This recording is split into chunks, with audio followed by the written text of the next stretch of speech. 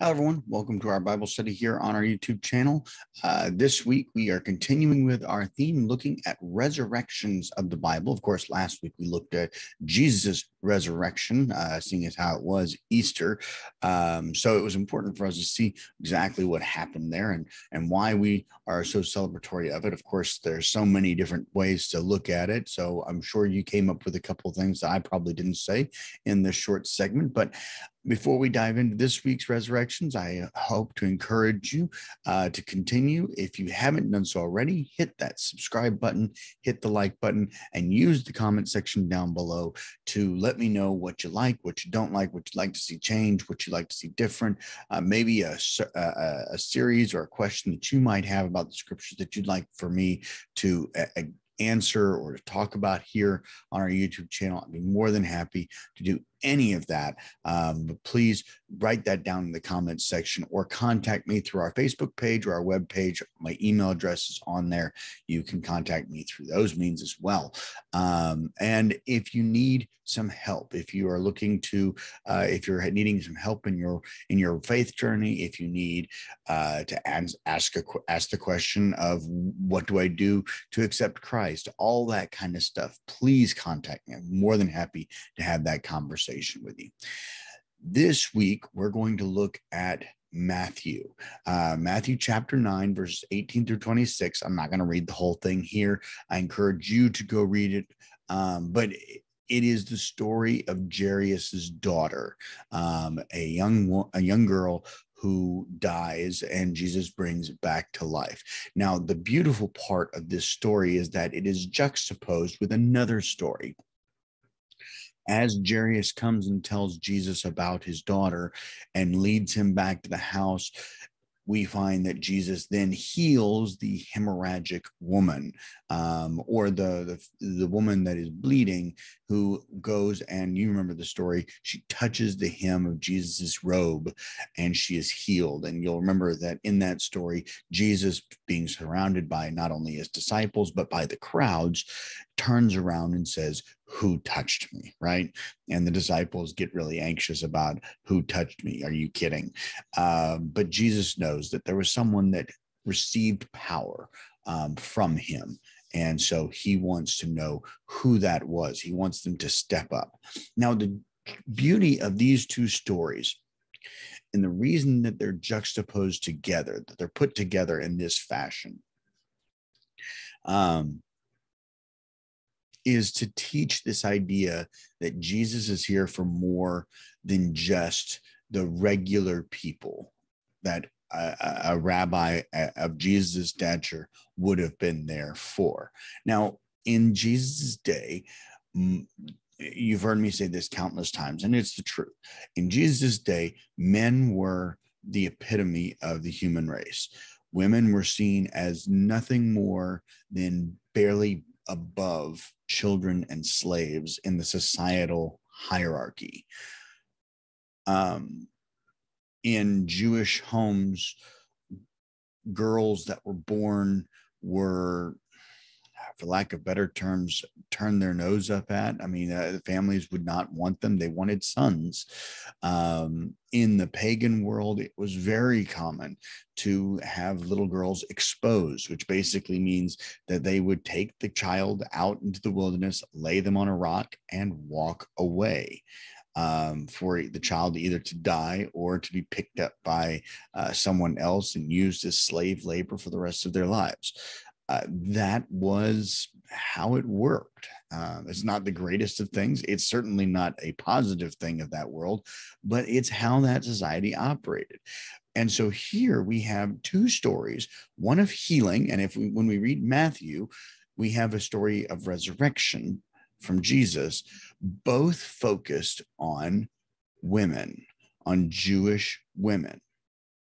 Now, in Matthew's story, When Jairus comes to talk to Jesus, his daughter is already dead. So when Jairus comes and says, come and resurrect her, he's not asking for healing. So his faith is already there, that he knows God can do this. He just needs Jesus to do it. He knows that the power is there. He knows that Jesus has the ability. He just needs Jesus to do it. So he comes and asks him. But in this story, Jairus comes, he's confident. He approaches Jesus because he's a man. He's a Jewish man who knows his place in the world. He knows that he has the full right to be confident to Jesus. But the woman reaches out ashamedly, right? She barely touches the hem of his robes. And then even after Jesus turns around and says, who touched me? She's reluctant to come forward until finally she gets the better of herself and stands up and says, it was me. And in that moment, Jesus looks at her and says, be confident, daughter. Your faith has made you well. Both people have complete faith that God can heal them. Jairus comes to Jesus with full faith that Jesus can heal his daughter, can resurrect his daughter.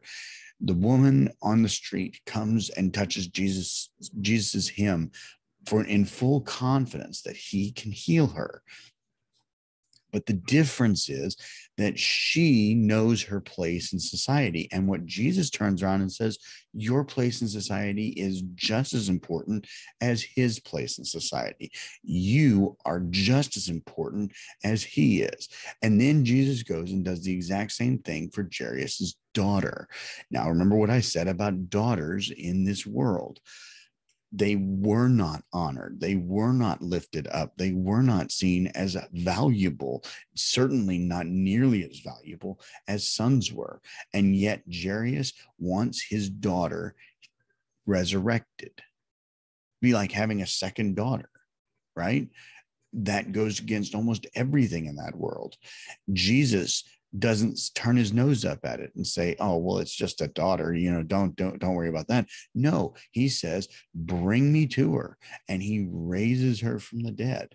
So in this resurrection story, I want us to see how Jesus, in that day and age, and he continues to do that in our day and age, but in his day and age, he proves to the people around him that it doesn't matter where you come from, who you are, what sex you are, what gender you are. None of that matters. He loves you anyway. And as long as you've got the faith to believe in him, he can do amazing things. It goes back to that whole thing, that mustard seed parable, right? Faith of a mustard seed move mountains. Both characters in the story, Jairus and the woman, have great faith that Jesus can do exactly what they need done. They come to Jesus. But the big piece here is confidence. The man, Jairus, comes to Jesus in full confidence because he is a Jewish man and he has the right to be there. And Jesus says, you're right. I want to heal your daughter. But the woman comes to him ashamedly and behind and hidden, and is brought into the light by saying, be confident, my daughter. You are loved, you are cared for, you are worthy, and you are important. I hope you hear that this morning from Jesus. No matter what's going on in your life, he looks to you the same way he looked at that hemorrhagic woman, the same way that he looked at the daughter of Jairus, and says, you are important. You are worth my power. You are worth my sacrifice. And I love you more than anything. I hope this message brings you closer to God. I hope it helps you this week. If you haven't seen the sermon this week, go look at that. Do the sermon notes. That'll give you an extra Bible study this week. If you need anything, please contact me. Hit that subscribe button, hit that like button, comment down in the comment section, and I'll see you here next week.